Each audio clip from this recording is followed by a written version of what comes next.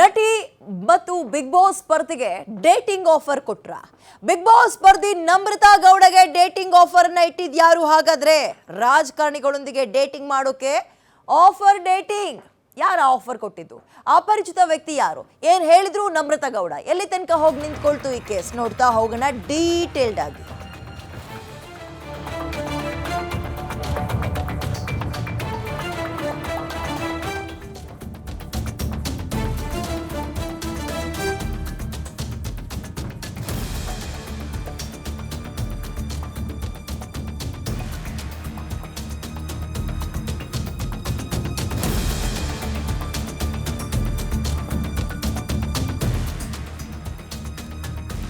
Rakhi G43 ಅನ್ನುವ ಹೆಸರಿನ ಅಕೌಂಟಿನಿಂದ ಒಂದು ಡೇಟಿಂಗ್ ಸಂದೇಶ ಬಂದಿದೆ ನಟಿ ನಮ್ರತಾ ಗೌಡಗೆ. ಇನ್ಸ್ಟಾಗ್ರಾಮ್ ಖಾತೆಯಿಂದ ಸಂದೇಶವನ್ನ ರೋಷನ್ ಅನ್ನುವ ವ್ಯಕ್ತಿ ಕಳಿಸಿದ್ದಾನೆ.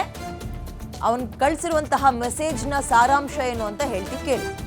ನನಗೆ ರಾಜಕಾರಣಿಗಳು VIP-ಗಳೊಂದಿಗೆ ನಂಟಿದೆ. ನಾನು ರಾಜಕಾರಣಿಗಳಿಗಾಗಿ ಒಂದು ಪೇಯ್ಡ್ ಡೇಟಿಂಗ್ ಅರೇಂಜ್ ಮಾಡ್ತೀನಿ. ನಿಮಗೂ ಕೂಡ ಪೇಯ್ಡ್ ಡೇಟಿಂಗ್ ಆಲೋಚನೆ ಇದ್ರೆ ನಿಮ್ಮ ಶುಲ್ಕ ಏನು ಹೇಳಿ, ನಿಮ್ಮ ರೇಂಜ್ ಏನು ಹೇಳಿ, ನಿಮ್ಮ ಅಮೌಂಟ್ ಎಷ್ಟು ಹೇಳಿ. ಇದಕ್ಕೋಸ್ಕರ ನೀವು ನಿಮ್ಮ ಫೋನ್ ನಂಬರ್ ಕಳಿಸೋ ಅಗತ್ಯ ಇಲ್ಲ, ನಿಮ್ಮ ಫೋಟೋವನ್ನು ಕಳಿಸುವಂತಹ ಅಗತ್ಯ ಇಲ್ಲ. ಡೇಟಿಂಗ್ಗೆ ಬುಕ್ ಮಾಡ್ತೀನಿ, ಹೆಚ್ಚಿನ ಹಣ ಕೊಡೋಕ್ಕೂ ಕೂಡ ವಿ ಆರ್ ರೆಡಿ ಅನ್ನುವಂತಹ ಮೆಸೇಜನ್ನ ಇನ್ಸ್ಟಾಗ್ರಾಮ್ನ ಮೆಸೆಂಜರ್ನಲ್ಲಿ DM ಮಾಡಿದ್ದಾನೆ ಈ ರೋಷನ್ ಅನ್ನುವಂತಹ ವ್ಯಕ್ತಿ. ಜೊತೆಗೆ 100% ಅಲ್ಲ 200% ಎಲ್ಲವೂ ಕೂಡ ಪ್ರೈವೇಟ್ ಆಗಿರುತ್ತೆ, ಖಾಸಗಿ ಆಗಿರುತ್ತೆ, ಕಾನ್ಫಿಡೆನ್ಷಿಯಲ್ ಆಗಿಟ್ಟಿರ್ತೀವಿ, ಗೌಪ್ಯವಾಗಿರುತ್ತೆ, ಹೆದರ್ಕೋಬೇಡಿ, ಸೇಫ್ ಆಗಿರುತ್ತೆ ಅಂತ ಒಂದಲ್ಲ ಎರಡಲ್ಲ 4 ಬಾರಿ ಸಂದೇಶವನ್ನ ಈತ ಕಳಿಸಿದ್ದಾನೆ. ನೋಡೋ ತನಕ ಇವರು ಕೂಡ ನೋಡಿ ವಾಪಸ್ ಆ ಸ್ಕ್ರೀನ್ ಶಾಟ್ ಅನ್ನ ತೆಗೆದು ರಿಪ್ಲೈ ಕೊಟ್ಟಿದ್ದಾರೆ ನಮ್ರತಾ ಗೌಡ. ಸೊ ಇದೀಗ ಈ ವ್ಯಕ್ತಿ ಯಾರು, ಯಾಕೆ ಅಂದರೆ ಈಗ ಈ ಸೀರಿಯಲ್ ಹೀರೋಯಿನ್ ಆಗಿರ್ಬೋದು ಅಥವಾ ದೊಡ್ಡ ಸೆಲೆಬ್ರಿಟಿಗಳಾಗಿರ್ಬೋದು, ಇವ್ರುಗಳಿಗೆಲ್ಲ ಈ ರೀತಿಯಾಗಿ ಇನ್ಸ್ಟಾಗ್ರಾಮ್ನಲ್ಲಿ ಸ್ವಲ್ಪ ಫೇಮಸ್ ಆಗಿದ್ದಾರೆ ಅಂದ ತಕ್ಷಣ ಈ ರೀತಿಯಾಗಿ ಕಾಮೆಂಟ್ಗಳು ಬರುವಂಥದ್ದು ವೆರಿ ಕಾಮನ್. ಅಂದರೆ ಕೆಲವೊಬ್ರು ಕಿತಾಪತಿಗೆ ಮಾಡ್ತಿರ್ತಾರೆ. ಬಟ್ ಇಲ್ಲಿ ಇದು ಯಾಕೆ ಇಷ್ಟೊಂದು ಸ್ವಲ್ಪ ಹೆಚ್ಚಿನ ಮಹತ್ವ ಪಡೆದುಕೊಳ್ತಾ ಇದೆ ಅಂದರೆ ಈ ರಾಕಿ G43 ಅನ್ನುವಂತಹ ಅಕೌಂಟ್ನ ವ್ಯಕ್ತಿ ಏನಿದ್ದಾನೆ ಆತ ಕೆಲವೊಂದು ರಾಜಕಾರಣಿಗಳ ಜೊತೆಗೆ ಫೋಟೋವನ್ನು ಹಂಚಿಕೊಂಡಿದ್ದಾನೆ. ಅದು ಈಗ ಹೆಚ್ಚಿನ ಕಾವನ್ನು ಪಡೆದುಕೊಳ್ತಾ ಇದೆ ಈ ಪ್ರಕರಣಕ್ಕೆ.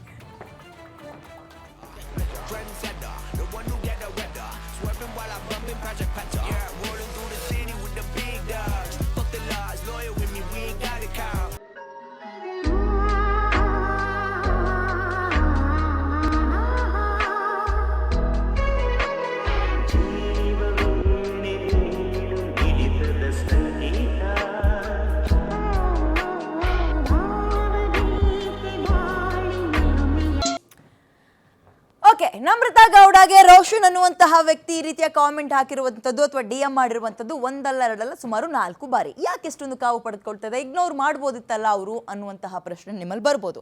ಯಾಕೆ ಇದು ಹೆಚ್ಚಿನ ಒಂದು ಕಾವು ಪಡೆದುಕೊಳ್ತದೆ ಅಂತ ಹೇಳ್ತೀವಿ ಕೇಳಿ. ಡೇಟಿಂಗ್ ಆಫರ್ ಮೆಸೇಜನ್ನ ನೋಡಿ ನಮ್ರತಾ ಗೌಡ ಕೊನೆಗೂ ಕೂಡ ಕೆರಳಿದ್ದಾರೆ. ಅದಕ್ಕೆ ರಿಪ್ಲೈ ಕೂಡ ಕೊಟ್ಟಿದ್ದಾರೆ. ಹೇಗೆ? ಆತನ ಅಕೌಂಟ್ಗೆ ಹೋಗಿ ರಿಪ್ಲೈ ಮಾಡಿಲ್ಲ, ಬದಲಿಗೆ ಮಿಸ್ಟರ್ ರೋಷನ್ ಇದನ್ನ ಇಲ್ಲಿಗೆ ನಿಲ್ಲಿಸಿ ರೋಷನ್ಗೆ ಇನ್ಸ್ಟಾ ಅಕೌಂಟ್ ಮೂಲಕವೇ ಎಚ್ಚರಿಕೆಯನ್ನು ಕೊಟ್ಟಿದ್ದಾರೆ ನಟಿ ನಮ್ರತಾ ಗೌಡ. ಸ್ಕ್ರೀನ್ ಶಾಟ್ ಹಂಚಿಕೊಂಡು ಎಚ್ಚರಿಕೆಯನ್ನು ಕೊಟ್ಟಿದ್ದಾರೆ ನಮ್ರತಾ ಗೌಡ.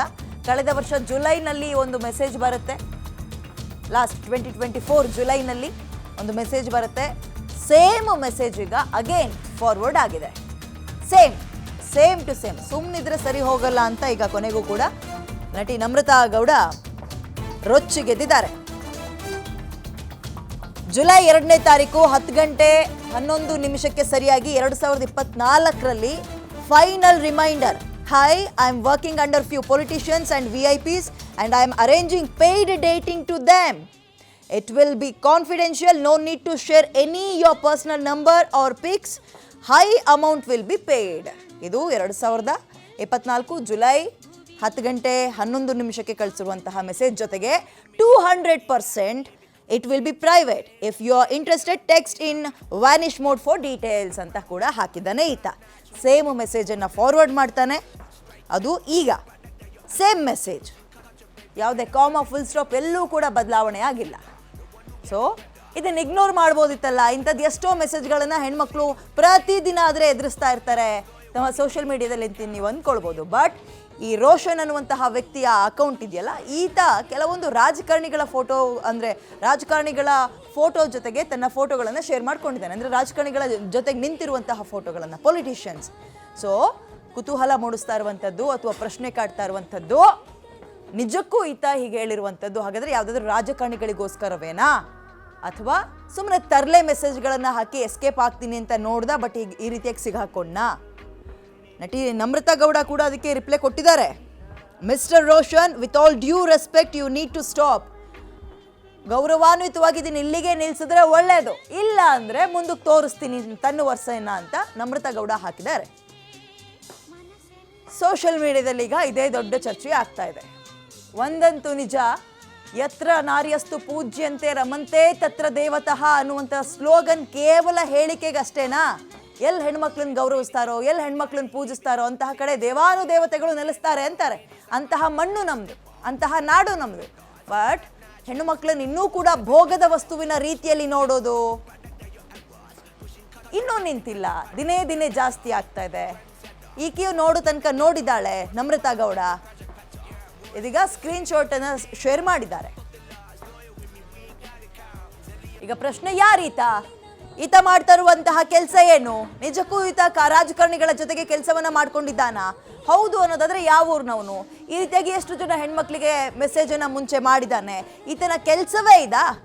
ಈ ರೀತಿಯಾಗಿ ಪೇಡ್ಗೋಸ್ಕರ ಡೇಟಿಂಗ್ ಕಳಿಸ್ಕೊಡ್ತೀನಿ ನಾನು ರಾಜಕಾರಣಿಗಳ ಜೊತೆಗೆ ಅಂದರೆ ಅವ್ರಿಗೆ ಎಂಥ ಹೆಸರಲ್ಲಿ ಕರೀತಾರೆ ಅಂತ ಗೊತ್ತಲ್ಲ ನಿಮಗೆ. ನಾವು ನಮ್ಮ ಬಾಯಿಂದ ಹೆಸರನ್ನು ಹೇಳಿ ಹೊಲಸು ಮಾಡ್ಕೊಳ್ಳೋದು ಬೇಡ. ಒಂದು ವೇಳೆ ಈತ ಅಂತಹದ್ದೇ ಕೆಲಸಕ್ಕೆ ಇಳ್ದಿರುವಂಥವನ್ನ, ಅದರಲ್ಲೇ ದುಡಿಮೆ ಮಾಡ್ತಿರುವಂಥವನ್ನ, ಹೆಣ್ಣು ಮಕ್ಕಳನ್ನ ಇನ್ನೂ ಕೂಡ ಭೋಗದ ವಸ್ತುವಿನ ರೀತಿಯಲ್ಲಿ ನೋಡುವ ದಿನಗಳು ಹೋಗಿಲ್ವಲ್ಲ? ಶೇಮ್ ಅನ್ಸುತ್ತೆ.